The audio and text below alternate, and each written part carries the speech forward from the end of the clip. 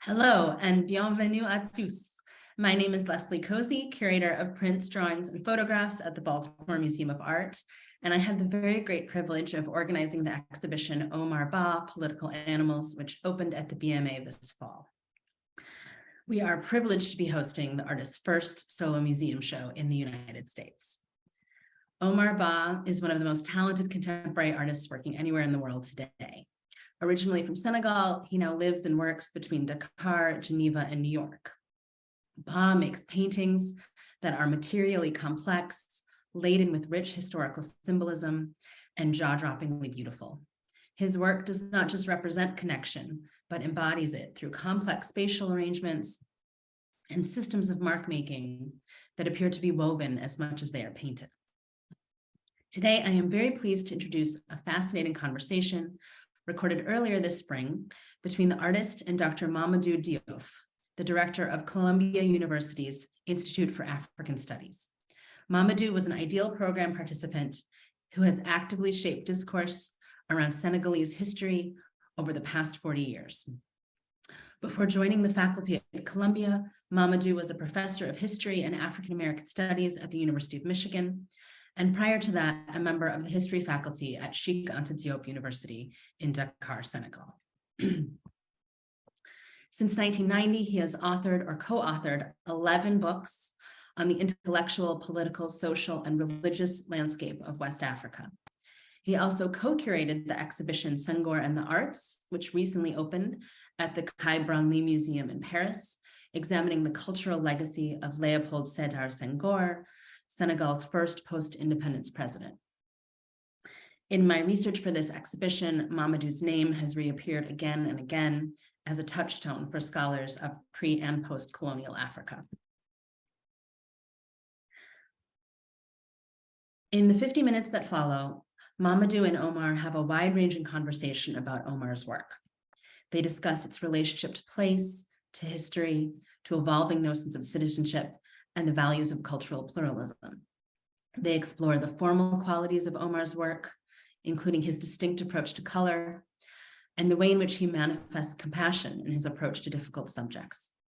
They situate Ba's work within the political philosophy of negritude, an expansive and celebratory conception of Black civilization, as it evolved throughout the 20th century in meaningful and unexpected ways. The conversation also parses out the continuities and discontinuities between Ba's work and the larger post-independence Senegalese art world. You will be able to see that despite having never met in person prior to this conversation, Mamadou and Omar nevertheless have a natural rapport thanks to a shared cultural history that allows for a true dialogue and connection.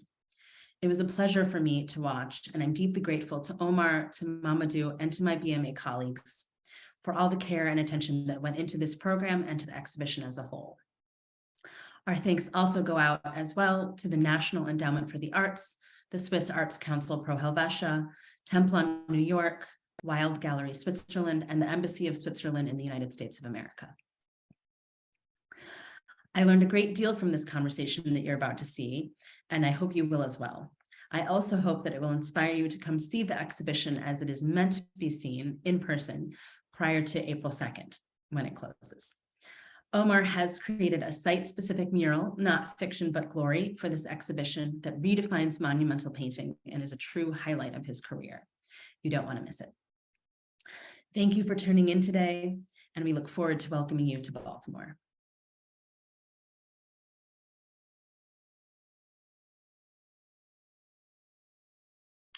Donc, je voudrais d'abord commencer par remercier ceux qui m'ont donné cette opportunité d'avoir une conversation avec Omar Ba sur son travail. Et je voudrais en particulier remercier Leslie qui m'a introduit à ce travail et qui a aussi, dans une certaine mesure, organisé cette conversation. Je voudrais aussi remercier l'institution qui a permis de pouvoir engager cette conversation.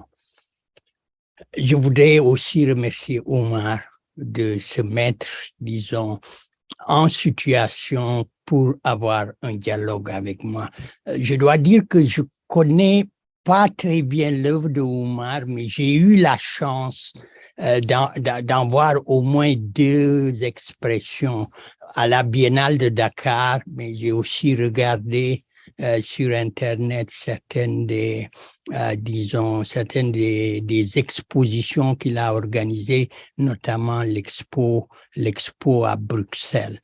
Donc, ma première question est une question, si vous voulez, est une question simple. Je voudrais d'abord vous situer avant de discuter votre travail. Donc, Oumar Ba, c'est visiblement un nom d'origine halpular ou fulani.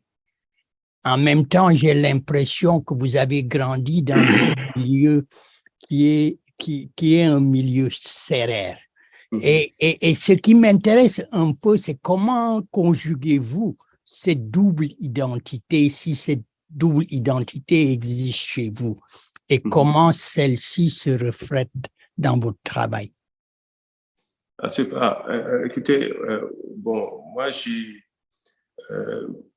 suis très content de faire cet échange avec vous parce que je vous suis souvent sur les interventions que vous faites sur que ce soit sur ce qui se passe en Afrique ou sur la culture. Et honnêtement, c'est inspirant pour nous. Voilà, donc c'est quelque chose qu'on a besoin. Et puis j'aimerais vous dire merci pour ça. Et puis aussi profiter aussi pour remercier aussi, comme vous l'avez dit, par rapport au Baltimore Museum aussi, qui m'ont donné ma première exposition muséale aux États-Unis. Et c'était une opportunité aussi à travers ça, de remercier aussi Leslie, hein, qui est venu jusqu'à New York pour me rencontrer. Voilà, par rapport à moi, mon histoire, moi, je suis, ouais, comme vous l'avez dit, je suis de mère sérère. C'est ma mère qui est sérère. Et mon père revendiquait qu'il était sérère, malgré qu'il portait le nom de Ba, parce que dans notre lignée du côté de mon père, on vient du nord, de la famille de Maba Diakhou Ba. Voilà, donc de Nioro, mon père, du côté de mon père. Ma mère, elle vient de Nguyen, le village de Tanordien, je pense que vous devez connaître. Voilà, donc moi j'ai grandi dans un village sérère qui s'appelle Loulsesen, c'est au milieu du Sine. Voilà, donc je peux dire que dans notre famille,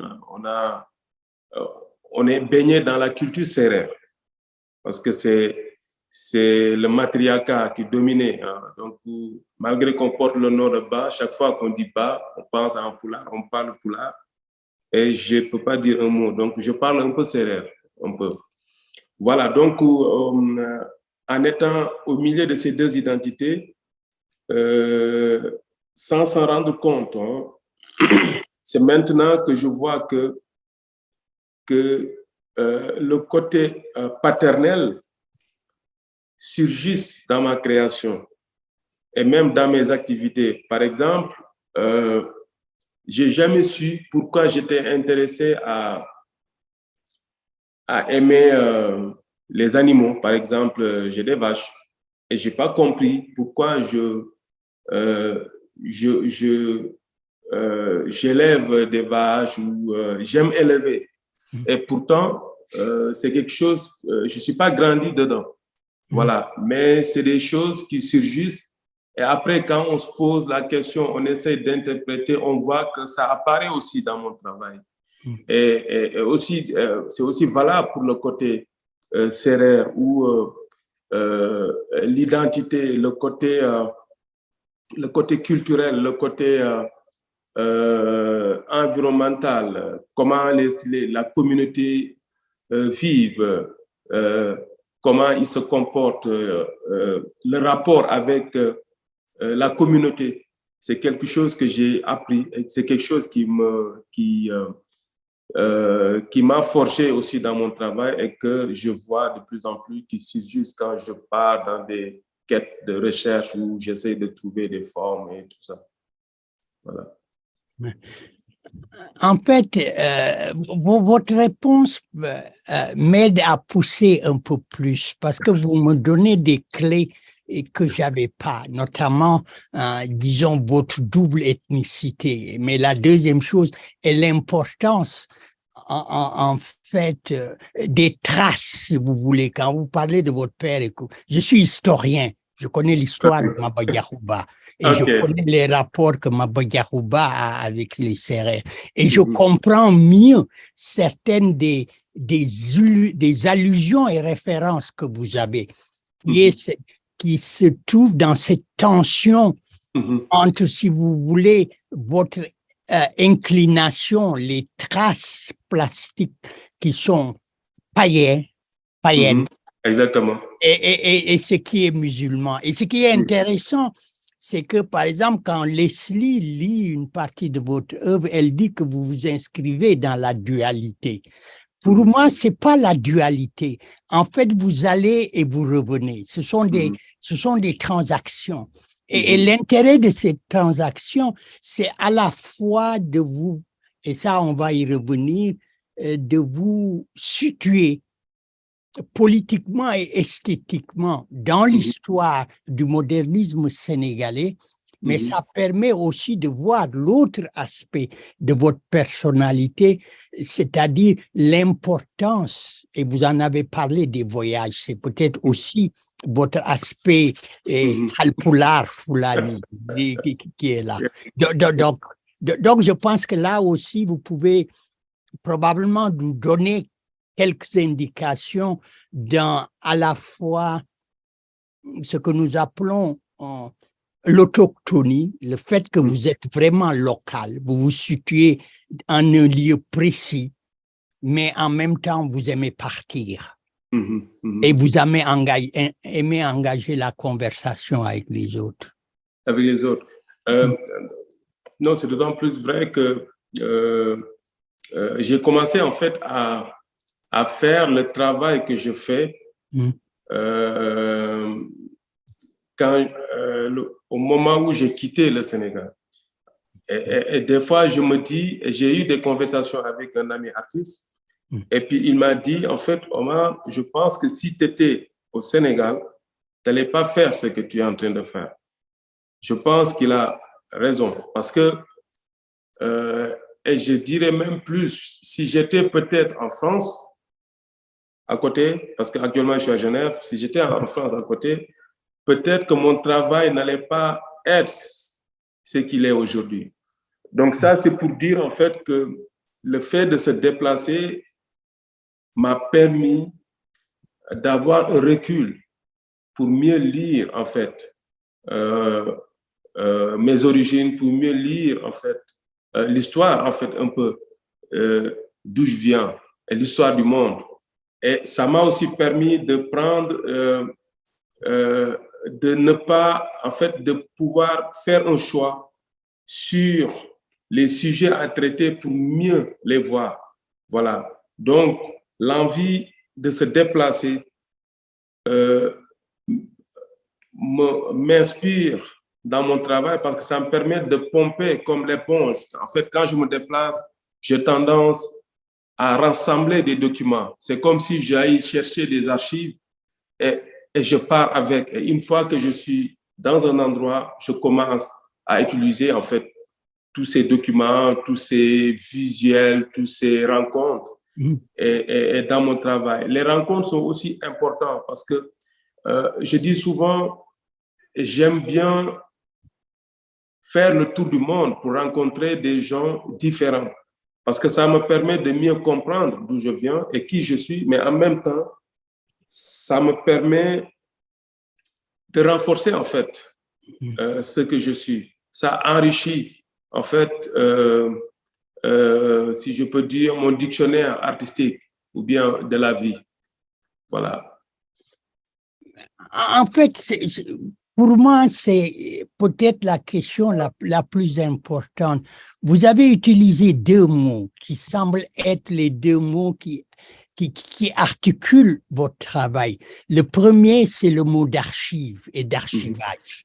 Votre travail est à la fois un travail de dévoilement des racines que vous utilisez, mais c'est aussi un travail d'archivage, c'est-à-dire de construction d'une bibliothèque.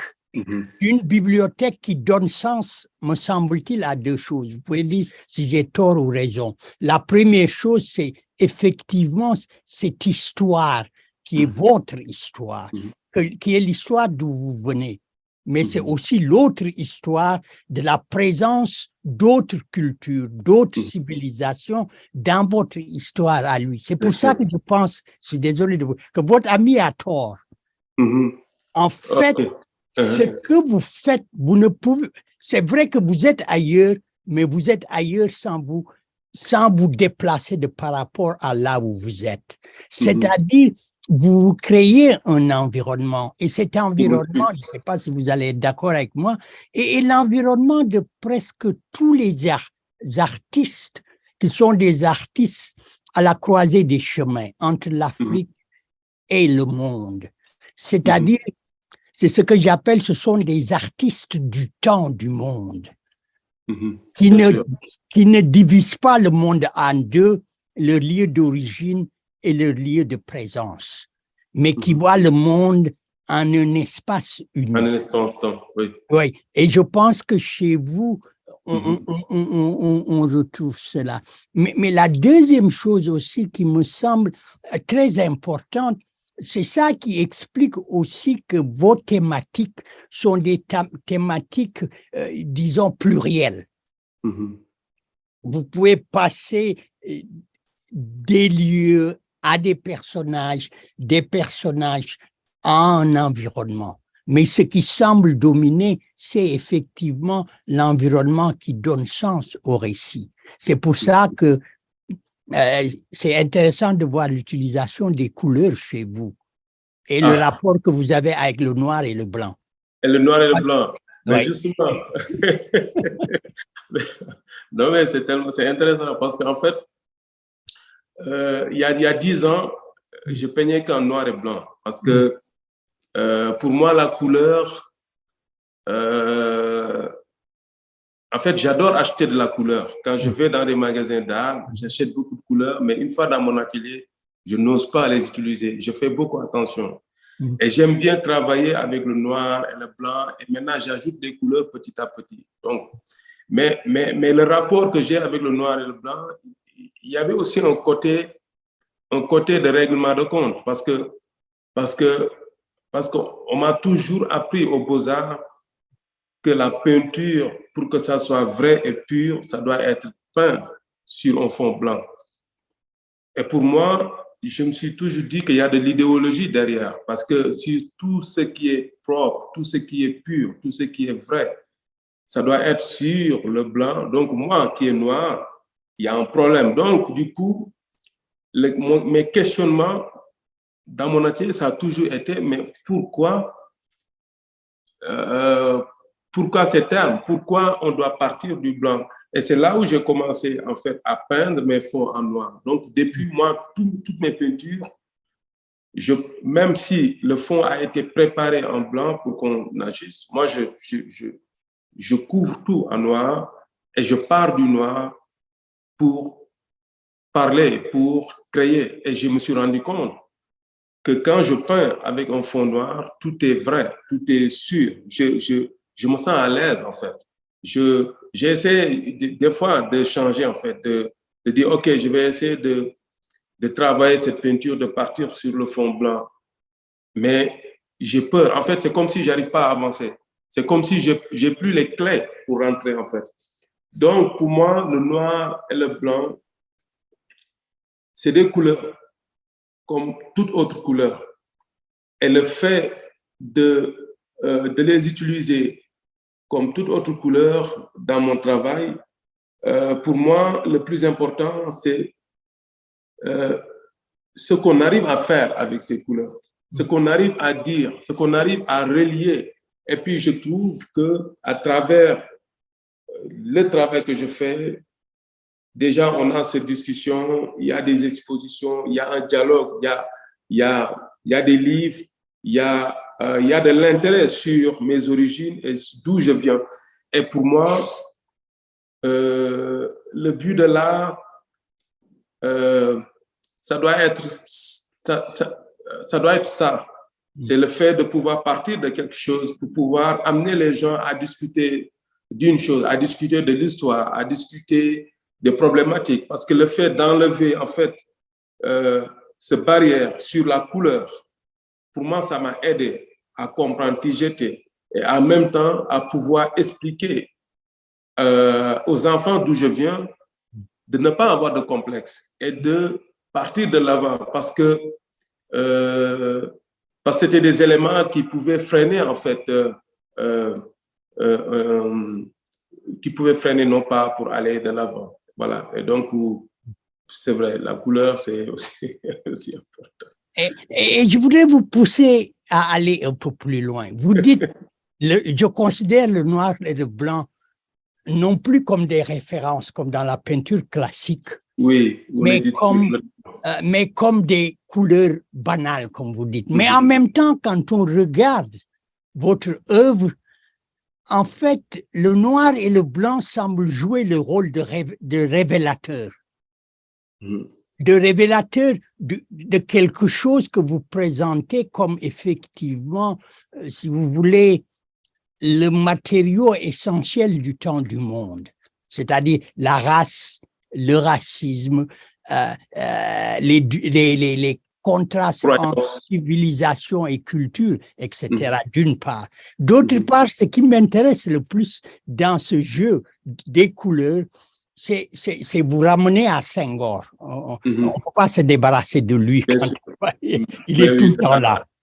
Et ce qui est intéressant, c'est que quand on regarde le mot, quand on pense au mot négritude, c'est exactement, si vous voulez, ce que vous retournez le jugement négatif en une arme positive.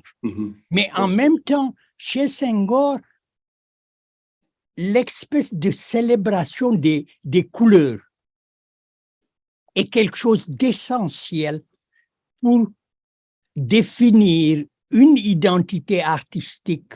Et ça aussi, je pense que vous le partagez, propre aux Africains, propre aux Noirs, qui permet de sortir du modernisme, si vous voulez, qui est le modernisme du début du XXe siècle. Et j'ai l'impression qu'on le retrouve chez vous à travers deux références. La première référence, c'est votre, disons, vous soulignez l'importance qui semble avoir chez vous de Moustapha Dimé.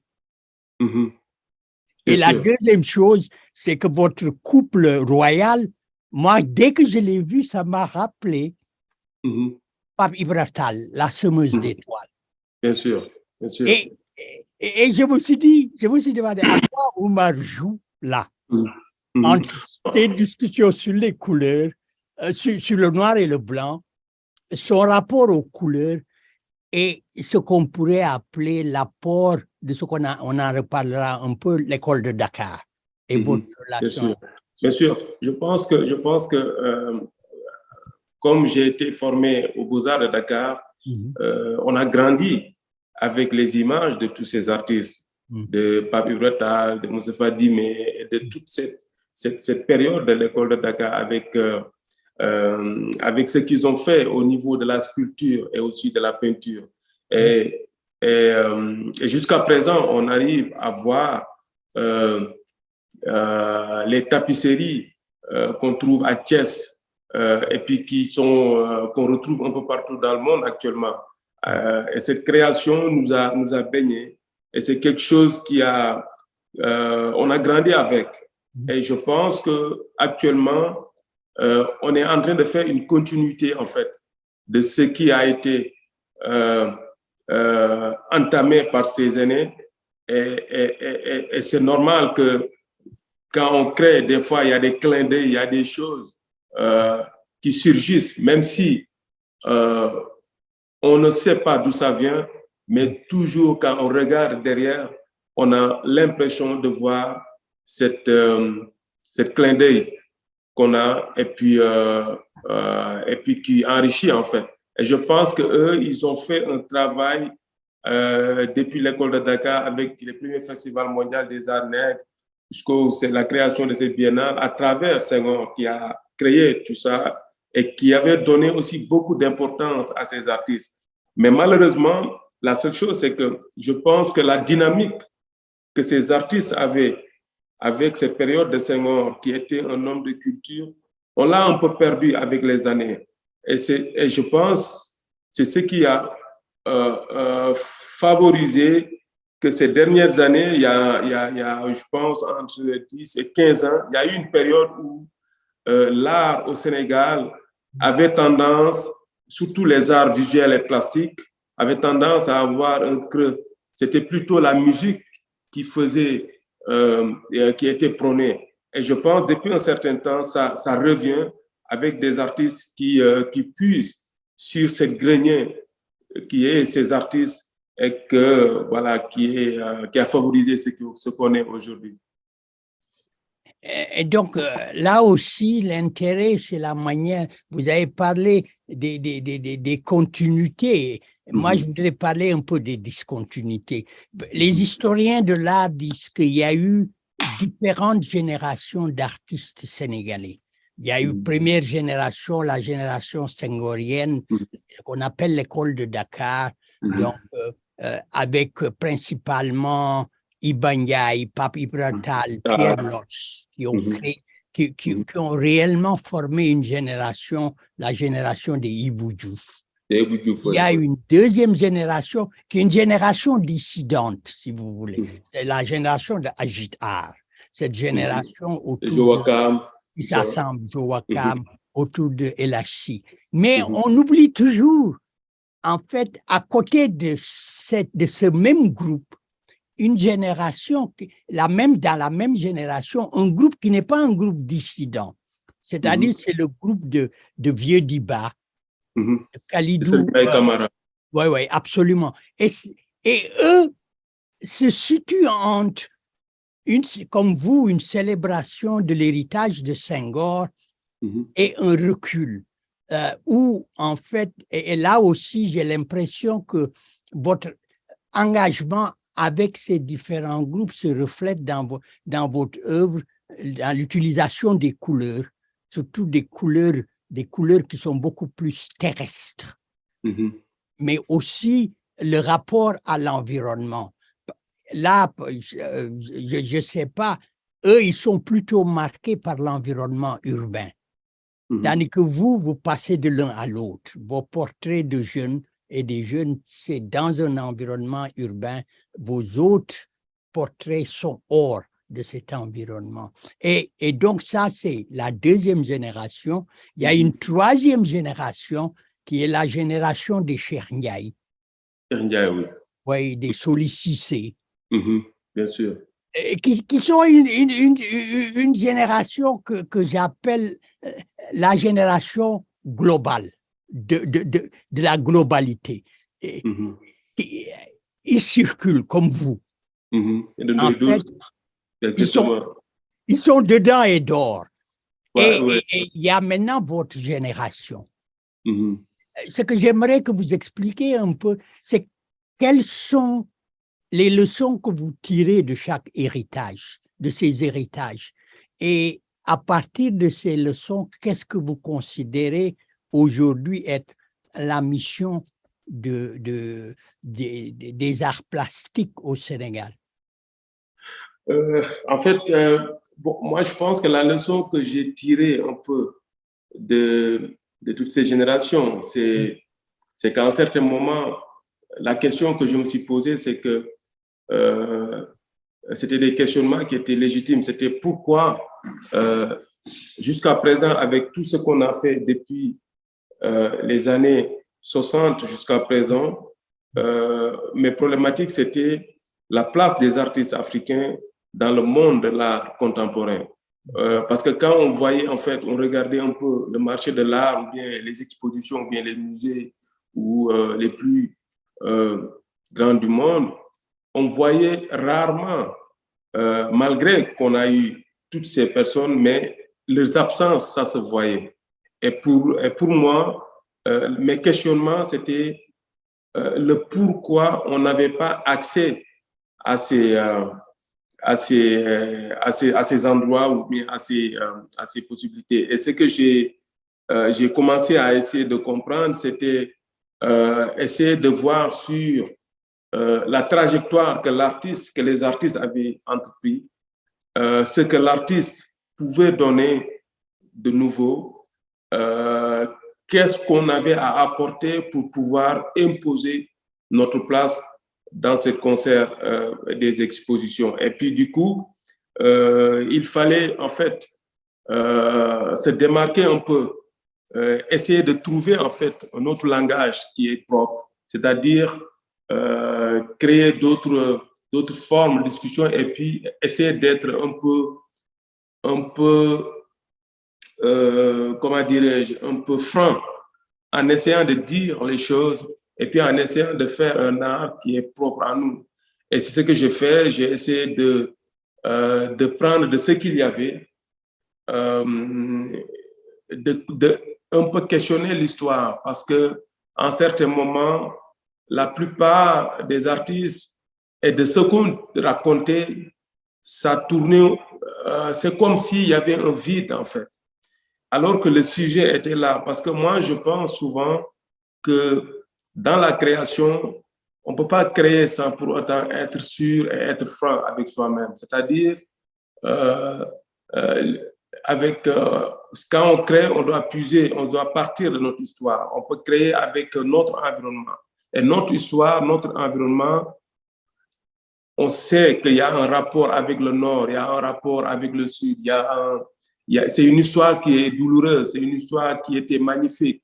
Et puis j'ai essayé de comprendre qu'est-ce qui s'était passé pour qu'on puisse arriver là où on était. Donc c'était des questionnements qui étaient là et que j'ai essayé de comprendre et, et le tout, je commençais à les introduire dans ma création, à prendre des choses qui étaient existantes et puis de les mettre sur des nouvelles trouvailles. Et du coup, ça a donné l'art que les gens ils disent que il y a un côté politique ou bien il y a un côté qui est social où tu essayes de parler de sujets traités à terre, c'est-à-dire parler de l'écologie, parler de l'histoire, parler de l'esclavage. Parce que en certains moments, les gens, c'est comme si on n'avait pas envie de parler de ça. On avait envie de tourner cette page. Et moi, je me suis dit, pour avancer, pour être sûr d'où je veux aller, il fallait que je règle certaines choses, c'est-à-dire parler de cette histoire et essayer de trouver. Et ce qui m'a poussé à travailler la couleur, à travailler les formes, à essayer de trouver d'autres langages, d'autres formes et aussi d'autres supports, hein, à travailler sur le carton ou bien à changer aussi les échelles et à pousser l'audace, c'est-à-dire à faire des installations, des choses qu'on n'avait pas l'habitude en fait de faire souvent, c'est-à-dire aussi d'augmenter les formats, tu vois, parce que c'est toutes ces choses qui m'ont permis à pouvoir avancer, à pouvoir m'imposer en fait. Voilà, et je pense que oui. Et ce langage visuel, ce langage des formes, ce langage aussi des, disons, de la taille, est-ce un langage indispensable pour décrypter les situations africaines aujourd'hui? Et quels sont, selon vous, les éléments qui sont les caractéristiques de cette situation africaine? C'est pour ça qu'on peut effectivement lire vos œuvres comme des interventions purement esthétiques. Vous avez un penchant esthétique très fort et avec des références. Mais vous avez aussi, quelque part, par exemple, dans l'expo Anomalie, qui est un peu plus politique, vous avez une approche très sociologique, très très anthropologique. Et moi, ce qui m'intéresserait à comprendre, c'est comment connectez-vous ces deux questionnements et quel est en fait l'objectif principal que vous avez quand vous connectez ces deux types de questionnements? pour moi, en fait, cette connexion, c'est naturel, ça vient naturellement. Et c'est comme si c'est comme si, en fait, je pose le sujet et j'essaie de m'intéresser excuse-moi, j'ai un peu perdu le fil de la question. Non, Ouais. ce que je voulais dire, c'est que, en fait, si vous voulez, quel est le langage? Pensez-vous qu'il faut inventer un nouveau langage pour pouvoir intervenir sur ces deux registres, le registre esthétique, et vous en avez parlé en parlant du rapport aux couleurs, du rapport au support, etc., etc., et l'aspect purement politique. Je pense que le registre esthétique était déjà là. Okay. Il suffisait juste de se pencher et de prendre, parce que quand on connaît comment l'Afrique est conçue, on sait que le fait même qu'en Afrique, l'art n'avait pas cette importance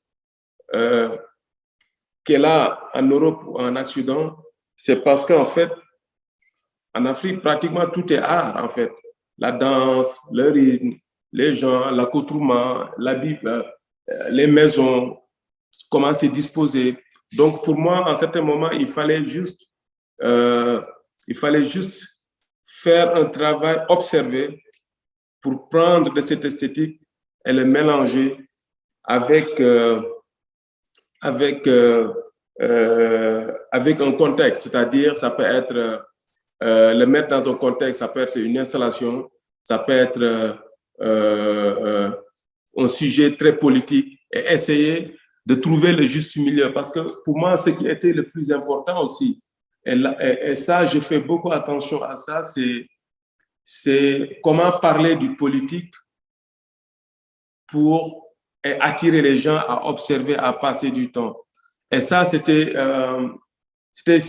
quelque chose où il fallait beaucoup trouver des astuces, c'est-à-dire parce que quand on parle de la souffrance ou bien de l'histoire, pour intéresser un public, il fallait trouver un langage. Et c'est là où je commençais à utiliser des matériaux qui n'étaient pas destinés à la peinture, c'est-à-dire des matériaux qui sont détournés, et à essayer de trouver des formes ou bien une technique de peinture qui est très doux et très tendre, d'où cette pratique de blanc laqué que j'utilise pour faire comme des plumages que j'utilise dans ma création. Et ça, c'était une façon d'utiliser des sujets compliqués, mais en le posant sur un support très, très doux. Et du coup, le public n'avait plus peur de regarder, c'est-à-dire ça attirait, c'est comme une façon d'appât où les gens, tu les pousses, tu les rassures en fait. C'était une forme d'assurance pour le public et de véhiculer un message pour pouvoir avoir un dialogue. Voilà. Donc, en fait, le mot est fantastique, c'est douceur pour attirer les gens et les amener à engager le dialogue. Et ce que j'ai vu de votre œuvre, c'est ça qui m'a probablement le plus séduit. C'est le fait que vous approchez les questions politiques, les questions de la peine des gens, de manière, si vous voulez, ouverte. Une manière d'amener à la conversation, ce qui est aujourd'hui l'un des problèmes que nous avons. La deuxième chose qui me permet aussi de dire que vous arrivez à rendre compte des situations africaines, c'est d'insister sur le pluralisme, d'insister sur la diversité, aussi bien la diversité esthétique, on le voit dans votre manière de peindre, mais aussi les diversités thématiques. Et je pense que ça aussi, c'est peut-être ce qui vous renvoie le plus à cette identité maternelle sérère, c'est-à-dire ce qu'un de mes collègues appelle le génie du paganisme. C'est-à-dire la capacité, et ça on le retrouve y compris dans votre dessin, vous juxtaposez tout le temps. Oui, Cette juxtaposition, où vous vous souciez pas s'il y a contradiction ou non, non, pas mais du tout. vous mettez, vous empilez. Oui. Et je pense que ça me rappelle aussi un auteur ivoirien qui est malheureusement décédé, qui a parlé de politique, qui a écrit un livre qui s'appelle En attendant le vote des bêtes sauvages. Et quand je regardais votre exposition, je pensais constamment à lui. Ah bon? Ah, oui, Amadou Kourouma. Et Amadou Kourouma, oui. c'est un livre extraordinaire Oui. parce qu'il essaie de... Ce que vous faites, il essaie de raconter, d'avoir des récits, mais des récits qui doublent les gens dont il parle. Et à un moment, je pense que je vous ai attendu répondre à une question. Je ne sais plus où. On vous a demandé, est-ce que vous représentez vraiment les chefs d'État africains? Et vous avez dit, à un moment, j'en ai représenté des qui étaient reconnaissables. Oui. Ensuite, je me suis dit, ça, c'est pas là, il faudrait changer. Et ça aussi, c'est pour moi l'un des éléments les plus importants dans votre production, c'est cette capacité de juxtaposer sans effacer les contradictions, mais tout en insistant, ça vous avez utilisé plusieurs fois le mot, sur la continuité. Bien sûr, bien sûr. Mais je vois d'où ce dont vous voulez parler. Et puis ça, c'était d'autant plus vrai parce que c'était à l'exposition Anomalie que j'avais à Bruxelles où il y avait les chefs d'État. Et au début, j'avais pris des photos de beaucoup de chefs d'État qui sont en train d'essayer de briguer des troisième mandats ou bien qui l'ont. Et puis quand j'étais dans mon atelier, au moment où je suis en train d'exécuter en fait le travail, ce qui s'est passé, c'est que je me suis dit, le problème, c'est pas une personne, c'est un groupe, parce que c'est pas seulement un seul chef d'État qui pense comme ça. On voit qu'il y a beaucoup de gens qui pensent un peu comme ça. Et du coup, je me suis dit, ce serait vraiment un peu passer à côté de mettre l'accent sur une personne, sur un nom, alors que j'essaie de toucher, de parler de beaucoup d'autres personnes. Et c'est ça qui m'a poussé un peu à modifier un peu les personnages, mais pour moi, c'est important. C'est important de montrer qu'en fait, qu'on n'a pas besoin d'être divisé. Et j'essaie de montrer ça dans mon travail, que même quand on essaie de mettre des étiquettes pour dire ça, c'est de là qui vient de tel endroit, ou bien c'est de là qui vient de mettre des barrières en fait. J'essaie toujours de les faire sauter et de les enlever parce que je pense que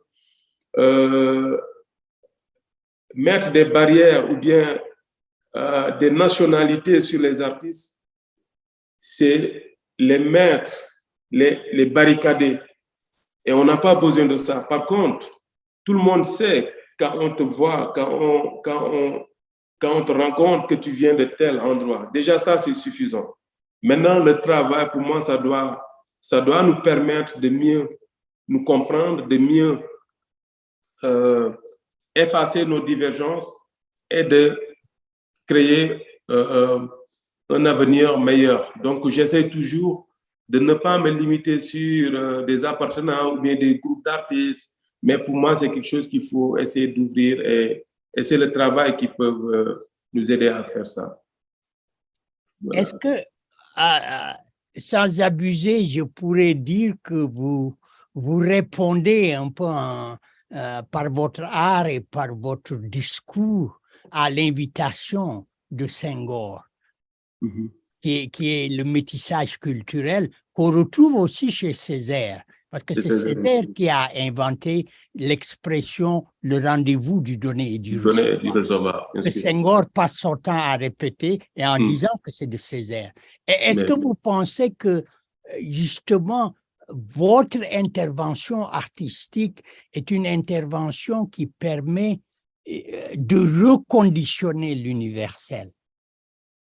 Oui, je pense, ouais. Je pense que on peut m'inscrire dans cette dynamique parce que cette formulation de Senghor, de Césaire, de cet rendez-vous du donner et du recevoir, que Cheikh Anta Diop aussi l'a utilisé, je pense, dans un de ses discours où il disait que les Africains doivent s'éduquer pour que demain, au rendez-vous du donner et du recevoir, qu'on puisse pouvoir dire qu'on a fait ça. Et je pense que c'est quelque chose, pour moi, qui est très important et très utile euh, parce que quand on vient dans un continent où on sait qu'il y a des choses qui se sont passées, où on sait euh, que, que dans le monde entier, il y a l'éducation, les gens essayent de faire, de construire des choses qui peuvent leur permettre d'avoir une vie meilleure et qu'on se rende compte qu'on est entouré que de problèmes ou bien de soucis, hein, ou de coups d'État, ou bien euh, des dictatures. Donc, c'est des choses qui reviennent souvent dans mon travail parce que je me sens légitime de pouvoir parler de ça pour pouvoir un peu apporter ma pierre dans cette construction d'un continent ou bien d'un peuple pour pouvoir préparer le demain, pour pouvoir préparer l'avenir. Voilà. Donc, pour moi, je me range dans cette dynamique. Voilà. Et je pense que, du moins, c'est de cette manière que je lis ce que vous faites, que je lis plus comme un historien que comme un historien de l'art, ce que je ne suis pas, mais j'essaie de réconcilier à la fois, disons, les formes, les couleurs, mais aussi le discours que ces formes et couleurs. Et je reviens encore à Senghor, parce que je pense que votre dialectique est aussi une dialectique de l'enracinement et de l'ouverture. C'est-à-dire, c'est peut-être ce qui explique dans une très grande mesure votre penchant à la juxtaposition et au contraste. Bien sûr, bien sûr. Non, non, pour moi, je ne peux pas me défaire, en fait, de ma culture, de ce que je suis. C'est en moi et c'est indélébile. Donc, mais en même temps, j'habite dans des endroits différents. Je voyage, je rencontre des gens, j'ai des amis qui viennent d'ailleurs, je mange d'autres nourritures. J'aime bien la nourriture asiatique. Pour moi, la vie, ça doit être ça en fait. C'est que ce qu'on est, on doit pouvoir partir de ça et prendre tout ce qu'on peut prendre qui peut être bénéfique à nous et de l'ajouter avec ce qu'on avait en fait. Voilà, je pense que l'idée d'avoir une ouverture sur d'autres cultures, en partant de sa culture, ça peut être que bénéfique. Voilà, donc pour moi, c'est quelque chose de bénéfique. Voilà. Est-il facile de le faire justement parce que votre démarche invite à constamment dématérialiser et décontextualiser les expressions culturelles? Non, c'est pas facile. C'est pas facile parce que on se rend compte que du coup on est nulle part. C'est-à-dire c'est comme on est un élément un peu perdu au milieu de nulle part et chaque fois qu'on tend à aller vers l'autre bout, on sent qu'on s'éloigne de notre objectif et du coup on est en perpétuel recommencement. Et moi, je le sens dans ma création, c'est que je ne peux pas être constant sur une idée, même si c'est quelque chose qui marche, mais chaque fois, j'ai besoin de changer, d'aller vers autre chose. Je suis tout le temps en train de chercher quelque chose que même si je le trouve, je le mets de côté et je continue à chercher en fait. Et je pense que c'est dû à ça. C'est parce que on est multiculturel, on est des métis un peu. Du coup, on ne peut plus revendiquer une appartenance d'un côté, mais on est, voilà, on est voilà, comme ouais, j'arrive pas à trouver le mot, mais voilà, on est conçu d'une façon un peu avec des éléments qui viennent un peu partout. Voilà, c'est ça qui fait ce qu'on est aujourd'hui. Et je pense que si j'avais pas eu la chance de faire ces rencontres, de voyager, de bouger et de côtoyer ces différentes cultures, peut-être ma création n'allait pas être ce qu'elle est aujourd'hui. Je pense, parce que pour pouvoir parler d'une chose, des fois, il faut le voir, ou bien il faut l'approcher, ou bien il faut le sentir. Voilà. Mais on peut toujours partir de quelque chose pour créer, mais le fait d'avoir une ouverture sur d'autres horizons, sur d'autres opportunités nous permettent de mieux enrichir ce qu'on est en train de faire. Je suis absolument d'accord avec vous. C'est pour ça qu'au début de notre conversation, je disais que la réception que j'ai de votre peinture, c'est que c'est une peinture du temps du monde. Et c'est une peinture qui engage et des installations qui engagent des défis qui sont des défis contemporains. Et c'est l'engagement de ces défis contemporains est un engagement, ça vous le dites très bien, parce que vous vous déplacez, parce que vous mangez des cuisines différentes qui vous permettent effectivement d'être flexible, d'être capable effectivement de vous adapter. Mais en même temps, on est dans un moment qui est précisément un moment où on est disons, la tendance principale, c'est le refus du multiculturalisme. C'est le refus de cette capacité à s'adapter à des situations et des circonstances différentes. Mais je pense que justement, visiter des expositions avec vos œuvres, engager la conversation avec vous permettrait de réouvrir des possibilités. Et ces réouvertures des possibilités nous a permis, par exemple, de retourner à Senghor, de retourner à l'histoire. Et pour moi, ces histoires dont vous parlez, ces récits, sont des récits qui sont aujourd'hui importants parce que ce sont des récits qui imposent la réflexion. Bien sûr, bien sûr, bien sûr. Et je vous remercie de cette conversation. Je remercie aussi le BAM pour avoir organisé cette conversation. Et j'espère que j'aurai de plus en plus la possibilité de voir ce que vous faites et de discuter. Non, c'est moi qui vous remercie. Et puis, je pense que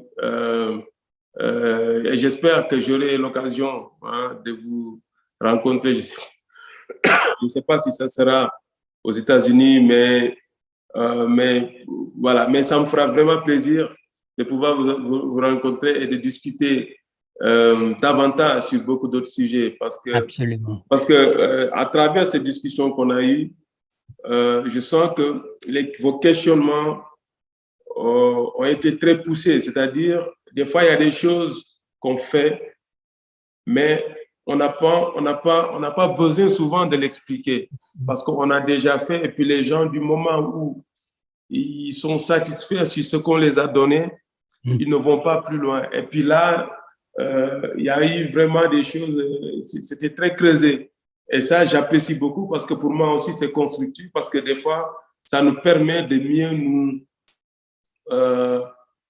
mieux être stable, en fait. Ça nous permet d'avoir une assise et puis de mieux avoir une ouverture donc, c'était très utile et très constructif pour moi. Merci beaucoup. Merci, M. Diouf. Merci.